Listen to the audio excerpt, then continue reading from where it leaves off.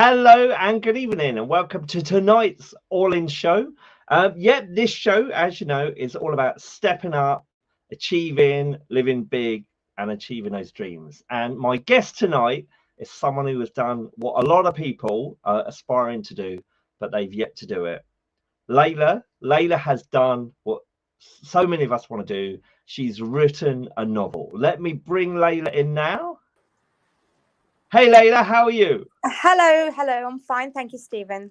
Yeah, thanks for It's lovely joining to talk us. to you. Thank you very Yeah, much. no, I'm going to let you say everything because you've sort of filled me in on what the novel was about, and it is amazing. But I want to break this sort of interview into three parts, really.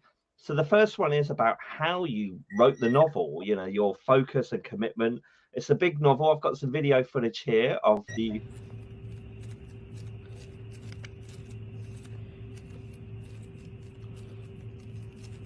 So this is the novel, isn't it? Yeah, this is.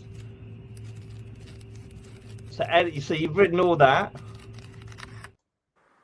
So we talk about how you how you found the discipline to do that. Then we talk about the novel itself, and then the inspiration, because I know it's a political novel, very contemporary.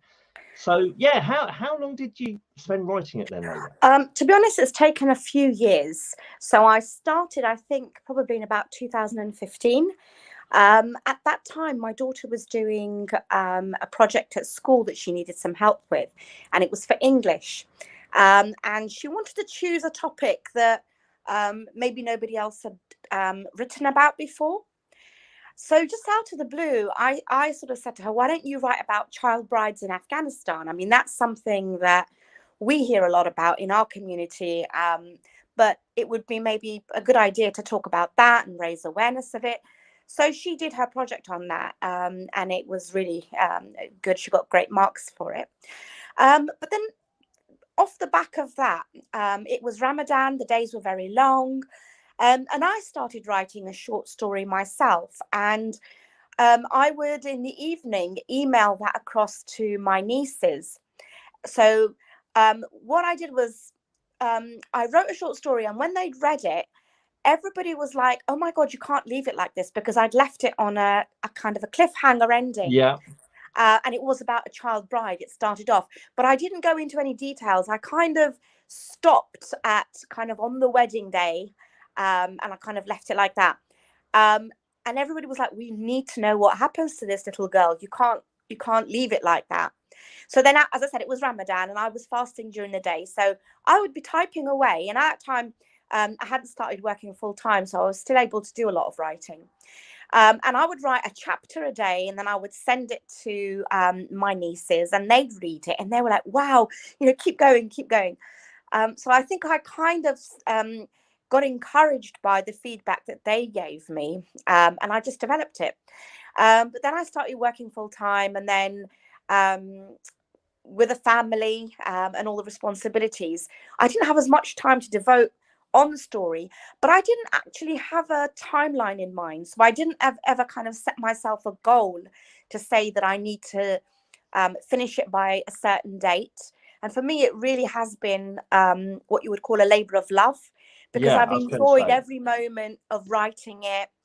There have been times when I've stopped writing for a month or so, and I've gone back and reread what I've written, and then it's inspired me to kind of suddenly write so much more. And there comes Yeah, a time when you are writing, and then you do get a bit of kind of a writer's block, where you really can't think of how else to move forward, or how to proceed, or how to develop the characters. So I've often taken breaks, gone back to it, and then suddenly found that I've got so much more to write. So there are times when you do maybe struggle to kind of develop the storyline. I haven't ever had any kind of attended any classes for writers or anything like that, yeah, and a lot of it has just just flowed from ideas that I've had, things I've heard about within our family, within our culture and community, and parts of the parts of what people have read and what they've fed back to me was that they can't believe that I've never been to Afghanistan. They right, can't okay, believe that yeah, I've never actually seen the things that I'm describing. And they're like, Yeah. when I'm reading this, I really do feel as if you're someone who's actually lived there, breathed the air in there. Because the way I've described things, it really does kind of feel like I've been there. But then I've got lots of family there. I've got lots of friends that I've spoken to. I've done a lot of research into sort of different aspects of life there. So I do think that it is quite authentic.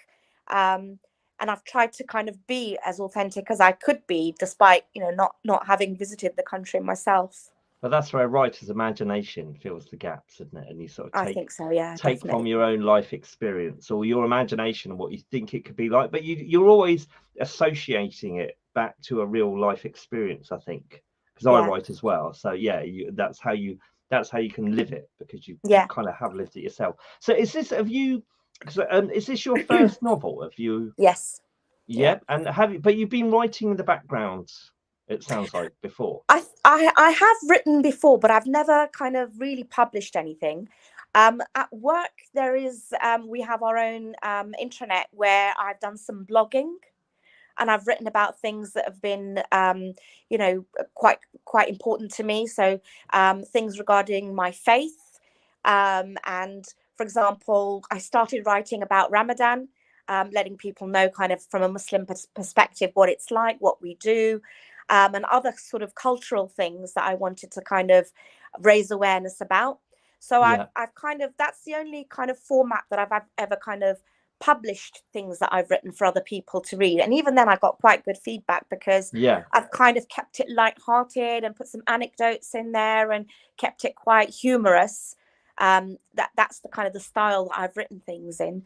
But other than that, I haven't actually ever published anything else, really.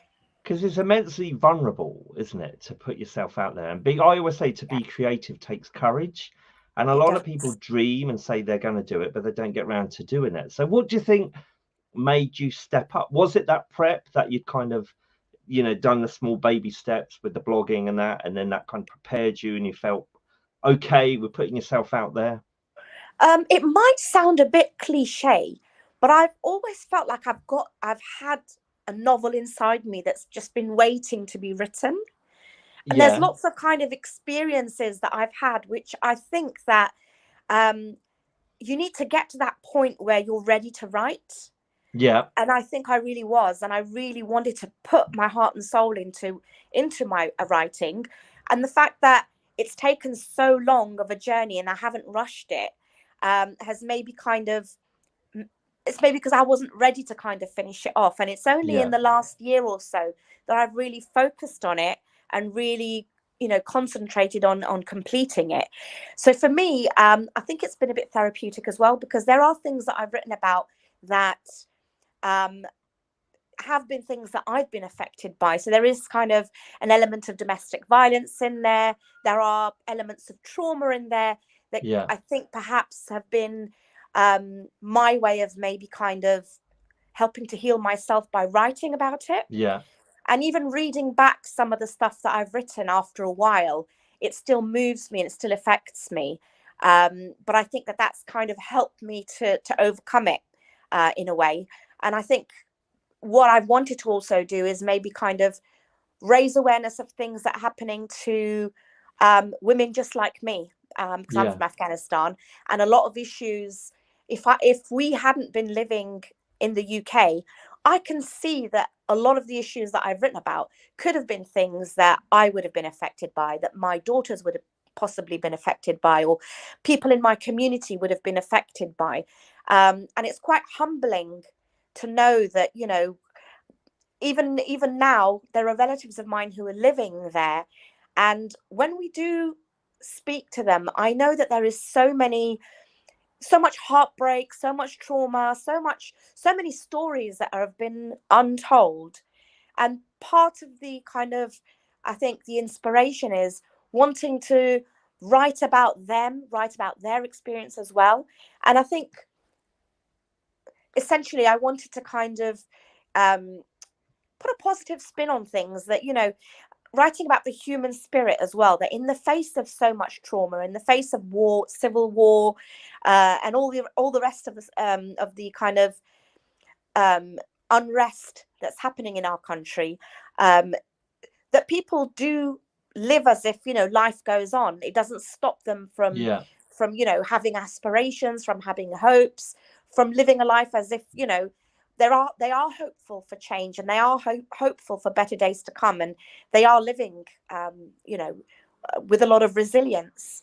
Yeah. No, it's brilliant, because I know you told me that you sent me earlier, at lunchtime, the synopsis, didn't you, and the Yeah. context of the story. I'm going to let you share that with us, because you said it so well, and when you shared it with me. But just returning to what you said about art being therapy, I think it has to be, doesn't it? And I think that's what gives you the motivation forward, that you are, it's a form of expression of a lot of emotion and energy that you might have been, holding back and sort of not sharing with anyone before, and then it kind of boils up Yeah. and explodes, and you have to get it out, and it's so therapeutic. And it is the only way really that art resonates truth, because anyone can write a zombie movie kind of thing, anyone can just write stuff, but when when the words on the page, or the words on the script resonate with truth, for the reader it takes it to a whole nother level.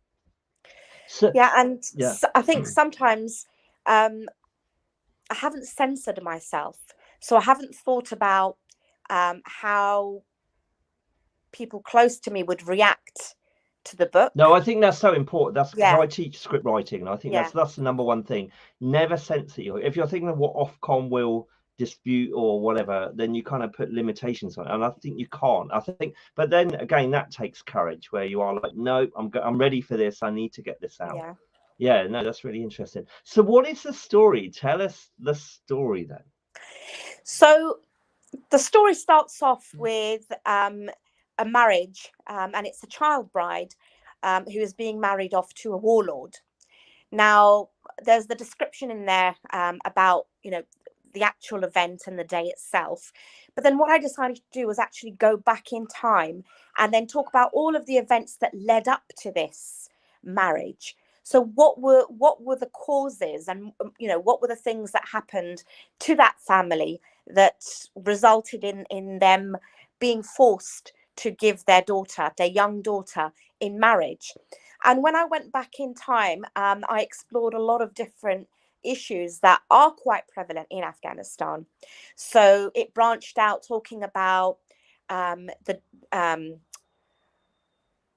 drugs issue that's in Afghanistan. Now, Afghanistan is well known for being one of the countries, the largest exporters of heroin, cocaine, crystal meth now as well. And they've developed ways of purifying it quite cheaply, using certain plants that are growing there, and just cooking that with. So it was quite interesting for me, kind of learning about these things as well and doing the research. But then So it sounds like you've become a bit of a Walter White, a Breaking Bad, in your research for writing this novel. Yes, and Yeah. talking about the political backdrop. So we've got there was the period where the Taliban came into power. So they were in power for about 4 years. And then there was another government that was the kind of Western-backed government that came into place. And there was a period of about 20 years of prosperity in Afghanistan, economic growth, modernization. A lot of Western companies started investing in Afghanistan. And during that period, research has shown that about 60% of university graduates were women. Women were taking up occupations in the army, in the police force, in the air force, and they were really doing very well, coming out of that era where the country was kind of held hostage by the Taliban, where women were not allowed to go to school, they were not allowed to leave the house without a male member of their family accompanying them.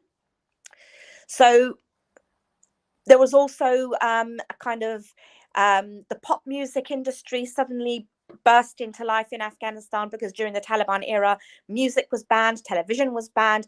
So then you'd have these sorts of pop idol, the Afghan pop idol came on TV, and there were lots of sort of young people, suddenly for the first time expressing themselves, singing, dancing.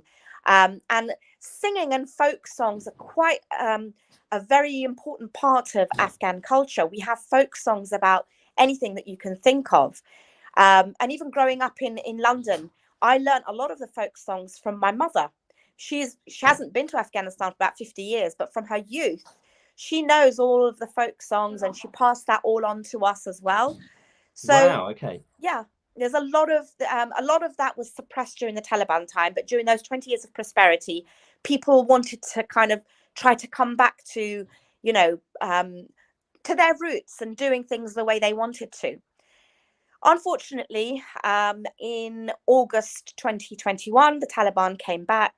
The government collapsed, and within a week or so, the Taliban just took over Afghanistan again. So there's a lot of kind of political toing and froing and explanations for why that happened. But essentially, it almost it feels like we have gone back to the dark ages again. So so my book's actually set in that period of the 20 years of prosperity. So the Taliban have left, and now the country is being allowed to develop. But in the backdrop of that, you do still have the warlords that were present. And Afghanistan is quite a tribal country. So it's made up of various ethnic groups, ethnic tribes, and a lot of militia still govern parts of the country. And they're kind of quite ethnic based groups, and they control things like the drug production, the drug fields, things like that. So it's a very interesting but sad state of affairs, I think. But there is always hope. There is always kind of light at the end of the tunnel, and that's what I want to sort of portray in the story. Yeah, no, well. I love the fact when you sent me over the synopsis that you really enhanced that. Yeah, really amplified that, because we are bombarded with doom and gloom, aren't we? And I think we do live in a very, the world at the moment is very chaotic and uncertain. And I think we all turn to art for some kind of comfort and kind of structure, even if it does give us hope. Sounds like it's really raw then, and really contemporary and political and a bit edgy. Yes, there are lots of taboo subjects in my book that people know about, but they don't really want to talk about, because Afghanistan has always been quite a conservative country. There are things that go on that are kind of brushed under the carpet and that people don't want to talk about. Unfortunately, something like paedophilia is rampant in Afghanistan. That's something that everybody knows about, but nobody has ever really tried to tackle it. Yeah. So unfortunately, that is, and it's not towards girls necessarily, it's more towards boys. And it's something that, it's a prideful thing that people engage in, unfortunately, the warlords especially. So that's something that I wanted to bring to light, because it's something that there's even documentaries been made on this about, and they call it things like, the dancing boys, where sort of underage boys would be dressed up as girls and they dance to entertain men. And for some reason, it's tolerated. Now, I don't know where it originated from or why it is tolerated. But during the after the Russian invasion, when there were lots of kind of the Mujahideen groups where they'd kind of be off at war for such a long time, and they'd be away from their families, it seemed that having relations with women was seen as anti-Islamic, and it would be seen as kind of fornication. But having a relationship with a younger boy didn't have the same connotation. So it was something that happened, people knew about it, and people weren't talking about. And that's something that I've written about. And I think that will be something that will shake Afghans themselves when they read the book.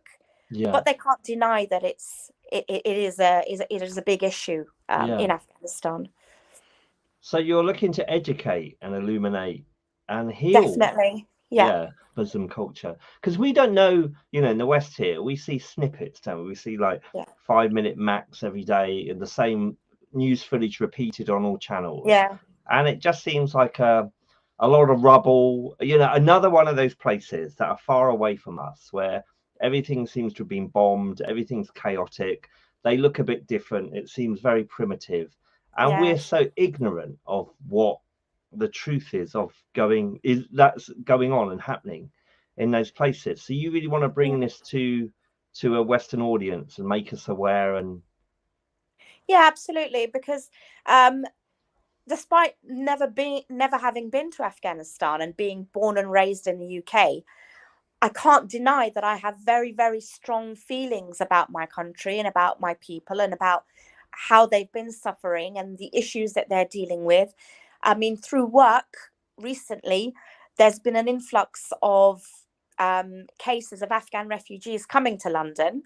And through my work, I've been able to sort of attend a few events or go to places where I've been able to kind of talk to them and see what the issues are, that not just Afghan refugees, but we've got obviously the Ukrainians, these Syrians, people that are coming to this country having fled atrocious situations that people can't even imagine. And I think that brings it close to home, the kind of the human aspect of things, that we don't actually realize what it is that people have been through and what it is that they're suffering. And there is a lot of unhealed trauma, and there will be a lot of kind of post-traumatic stress disorder associated with everything that people have been through. And a lot of the time, even in our own culture in Afghanistan, we're not very touchy-feely. It is about putting on a strong front and just getting on with things, and this is life, what can you do, sort of thing. But I really did want to kind of tap into, you know, the humanness of what's going on, and raising awareness of it, I guess. It sounds amazing, Laila. I've not even asked you, what's the title? So I did have a couple of titles, kind of, that I was kind of toing and froing, which one shall I choose? But I've chosen the Bride of the Khan. Okay. And if people want to read it and get hold of a copy, should they email you, or? So let's just say watch this space, because once I've got things in place, I will let you know as well, and then you can kind of share it with your audience as well. So I'll put that underneath the video, so anyone that's interested, wants to read it, find out more, can email me and I'll pass the details on to Laila. Lovely. So you shared us you sent over some photos, didn't you? If you want to talk us through, what were these like inspiration, or? So we got this photo here. So this was something I wanted to show, that women's aspirations in those 20 years of prosperity, when so we went through the presidency of Hamid Karzai, who was put into power after the I think it was about in the year 2000 or 2002.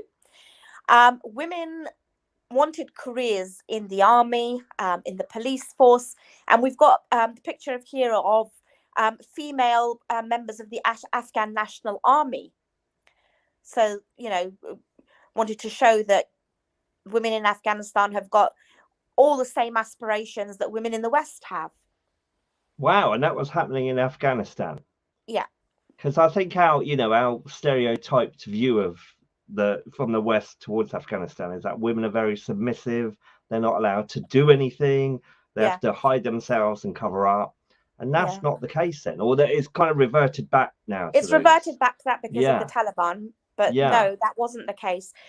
In fact, I didn't put any pictures. I didn't share any pictures of what was happening in the 1970s. But in the 1960s and 1970s, there was a lot of investment in schools and universities and factories, and women were at the forefront of, you know, the medical field, you know, all aspects of science, production.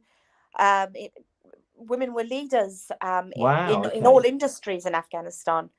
And I think that would have been typical of Iran as well. Iran and Afghanistan in the 1970s, they were very, very well-developed countries. So we're kind of lied to then in the West about these other countries. Do you think there's an antiquated stereotype that's projected to us? I'm not Or sure is if it it's a just me? stereotype. Am I ignorant? It's Is not it just a my ignorance? stereotype. This is what's happened, unfortunately, to those Yeah. countries. So after the kind of the Russian takeover, sort of the Russian war, where they kind of came into Afghanistan to bring communism to Afghanistan, the Afghans banded together in a range of different Mujahideen groups, and they were backed by different countries to, to get rid of the Russians. But after the Russians left, there was like a vacuum. There wasn't an elected government. Instead, there were the warlords took over, and that led to the strongest party, who were the Taliban, taking over Afghanistan and kind of bringing their own brand of Sharia law into the country, where unfortunately women were seen as they have to be submissive. They're not allowed to get an education or work necessarily in fields where they would come into contact with men. So there was a rise of these small sort of cottage industries and like sort of factories where women would be like sewing and doing things where women could be together, but not in, for example, going to universities, getting an education, working in the government, working in hospitals, things like that. Unfortunately, that they were completely against all of that. Wow. Okay, we've got some more pictures here. Yeah, so this is the burqa that these ladies are wearing. Now, prior to sort of in the 1970s, you wouldn't see many women in burqas. They were all kind of quite modern, conservatively dressed. But this, and also we've got an insert here of a lady who was the first Afghan female pilot. So on the one hand, you've got the women who are, kind of completely covered except for this small section around the eyes, which is kind of sort of the crisscross crocheted, where they can just barely see through that. But then you've got another picture of a lady who's still observing her hijab. She's still covering her hair, but she has become she's become the first female Afghan pilot. Wow. Okay. What's happening here on these So, two pictures? These two pictures again, you've got the women who are getting their identity cards, and on the identity cards, they've now introduced putting people's tribes and their ethnicities on the identity cards, which didn't exist before. And then you have the women who are demonstrating against the Taliban, who have banned them from schools. So now in Afghanistan, schools are open to girls up to primary school age. So from secondary school onwards, education has effectively stopped, and there's no university education now for women either. So that's women who are still bravely demonstrating, despite knowing that going out to demonstrate could mean that they would get flogged, or they'd get beaten by the Taliban who patrol the streets. So they are putting themselves at risk, but they are still demonstrating for their rights. Wow, real bravery then, real heroes, modern heroes. Wow, okay.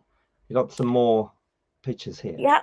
So here you can see the American soldiers in Afghanistan patrolling the streets, and there are sort of Afghan children in the background.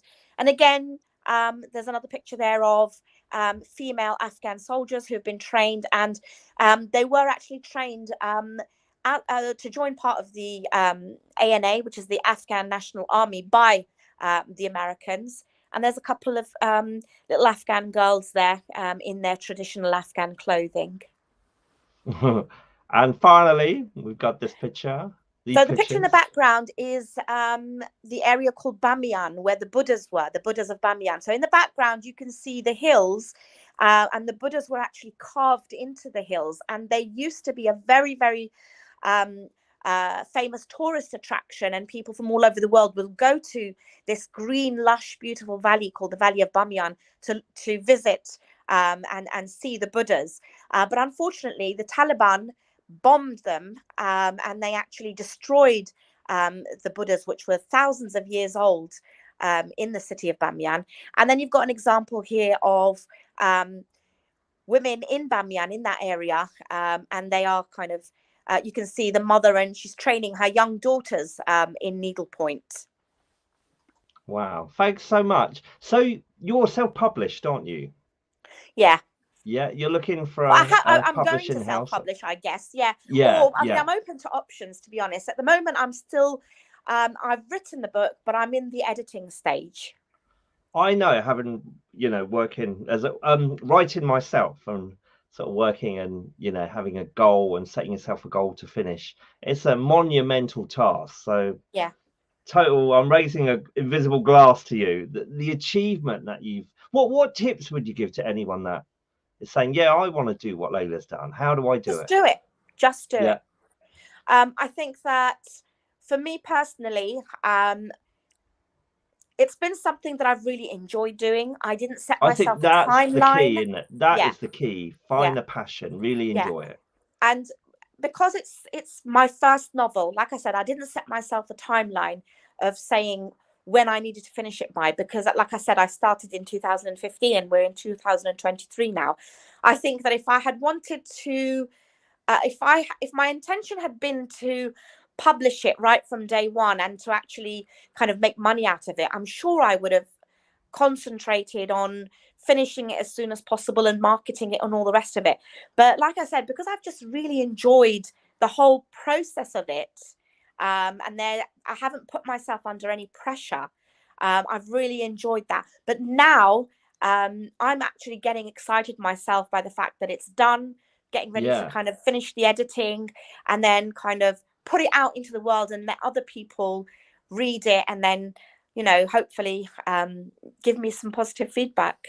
Is there a sequel in the works, do you reckon? I Or have actually, because the book itself, you know, it is very, very long, I think. But as and when I've been writing, I've constantly thought of more and more things, and then I've kind of made myself another Word document where as soon as those ideas come, I make a note of them quickly so that I don't forget. And I think I've got enough material for a second book now yeah, as no, I well. think that's the thing, that these people come Yeah, alive in your head and they kind of take on a life of their own, don't they? And suddenly yeah, you realize there's all these other potential narratives that you can yeah. tell. And yeah, no, brilliant, brilliant. So Part keep of us what posted. I will do. Yeah, Part of what I've also done is that different characters in the book, I've tried to kind of in the process of character development, I've tried to go back and try to understand what makes that person do what they've done. So whether it's someone who's a warlord, whether it's someone who's the drug dealer, whether it's someone who is the wife beater, I have gone a little bit into their psyche, and then I've kind of gone back into their history a little bit and explained things that happened either in their childhood or in their youth or experience that they've had, to try and explain why it is the way that they are. So yeah, not because yeah, painting anybody straight away as this is a very bad, unredeemable character, yeah, but I've also tried to kind of show an empathy for why it is that they are the way that they are. yeah. Are there other books on the market like this? Do you know? So I've not read So many Afghanistan stories, I not must confess. necessarily like this, but there is another famous book by a writer called Khalid Hosseini called The Kite Runner.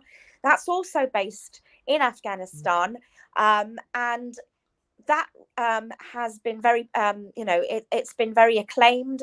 It's won some awards, and they even made a Hollywood movie and some Broadway um, spin-offs from the book. So that's something that people can maybe look up and read as well, if what I've talked about is interesting Yeah. them. Yeah. I never asked you, but I did ask you this the other. Who's your main influence? What writers have you been inspired by? I don't think I've got a main favorite author, but growing up, I was very much into the classics. So the kind of Jane Austen, Charlotte, and the Charlotte Bronte, the Bronte sisters.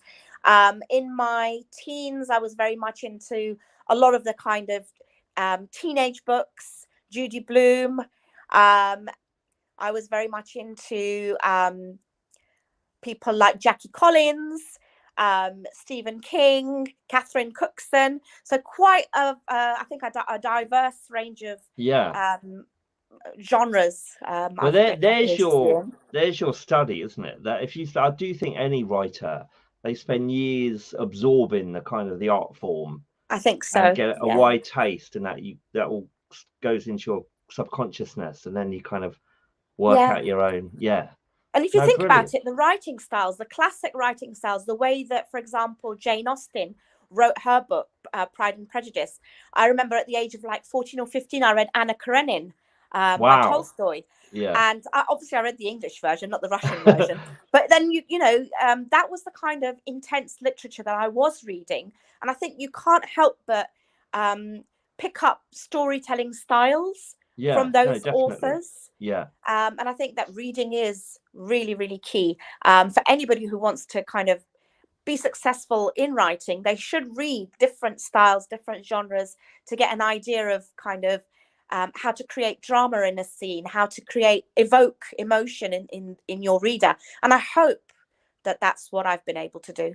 Yeah. Was there any little like, so you set yourself to do 3 pages a night or something when you sat down? Did you give yourself micro goals, isn't it? No, not at all. That, or? No, I didn't do that. Like I said, because I didn't set myself a timeline, I would just write for a couple of hours and just see how much I was able to do. Sometimes I pushed myself when I really wanted to finish that chapter and bring it to a close so that I could move on to the next thing. And because I've been writing about different characters and going back and forth, I had to be conscious that things matched up as well. So I did go back a lot just to make sure, okay, I've said this now, but I hope that this doesn't kind of mess up what I've written in the past about this character. So there was a lot of kind of going backwards and forwards before fact checking your own your own making narrative, sure that that names that I've used as well. Yeah, I know you've got a family, so they take up your time. So absolutely, you got 2 sons, haven't you? What did you do with them? Did you lock them in the cupboard when you were writing, or? I've got 5 actually. 5, yeah. Yes. No, not at all. I think that as my children got older and they were kind of less and less needy, I found that I had a lot of spare time, because when children, especially when they hit their teens, they have their own social lives and they're going out and things like that. And I've written around my family because I've always needed to have peace and quiet when I'm writing. So obviously I wouldn't write when everybody's around and we're in the middle of preparing dinner and stuff like that. So it was that's part of the reason why it took so long, because I really do need to focus and concentrate when I write. So it has always been kind of when everyone's gone to bed, or kind of when people are all out of the house. So I've had that kind of peace and quiet to kind of focus. No, it's a mammoth task, a mammoth achievement. So mega congrats. Thank you, Stephen. Thank you so much. Keep us posted on where it goes, where it takes you. I will do. Absolutely, definitely. Thank you so much for giving me this opportunity to speak to you and speak to your listeners and your viewers as well. Yeah. No, as soon as I heard your achievement, I was like, right, you've got to share it with us, because I know it's monumental. Other people may not realize, but I know it's a massive one. No, cool. Let me just sign off then. So that is it. Another installment of the All In Show. We're back in 2 weeks' time when we're going to talk with more amazing people about their achievements and how to step up and live life large. So, join us in 2 weeks. See you soon. Take care.